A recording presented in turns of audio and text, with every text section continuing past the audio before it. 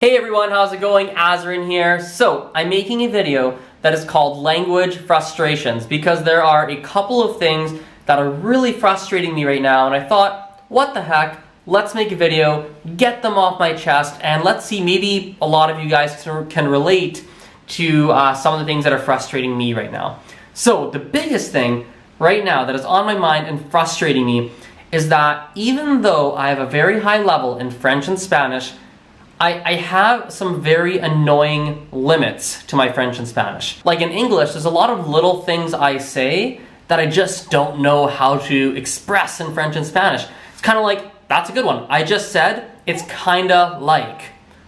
You know, a lot of those little stall words, I don't necessarily have a wide or a very ample vocabulary in French and Spanish. I have a couple expressions that I go to for that, but I don't have a lot. And so that's a little bit annoying, right? I think the other annoying thing is I feel like my level of French and Spanish is very high, which is true, and yet I still, and maybe this just doesn't go away, if you're someone who speaks multiple languages, please let me know in the comments if I'm alone in this or not.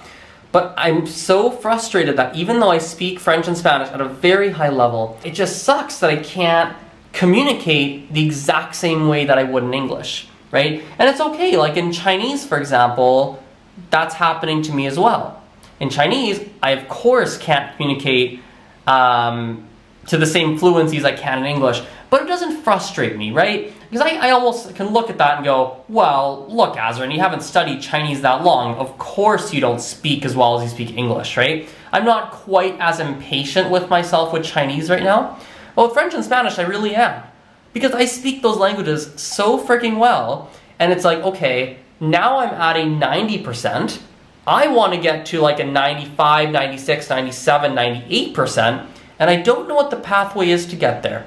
Right? I just don't know. I don't know exactly what steps to take. The only solution I can think of right now, and it's not a very practical one, at least unless I can figure this out, but what's frustrating me is like, the only solution I can think of is go live in France for 6 months. Go live, go work there, go get some internship, work in France for 6 months. Go work in I don't know, go work in like Peru or Chile or Spain for 6 months. Then of course my Spanish and French will get to that 95, 96, 97% versus the 90 where it is now, or whatever the numbers are.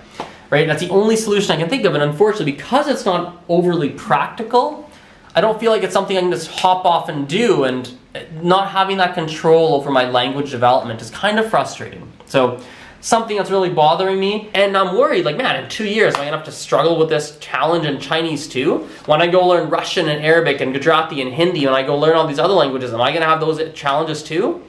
Frick, I can't be traveling and spending all this money and giving all this time and living in all these different countries just to maintain 8 different languages. Like, I don't see that as practical. So I don't know.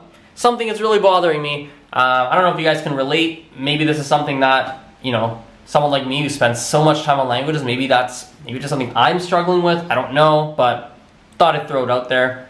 Yeah, thought I'd throw it out there. Anyway, love to hear you guys' thoughts. Let me know in the comments if you have any thoughts on this. Yeah, guys, that's it. See you later.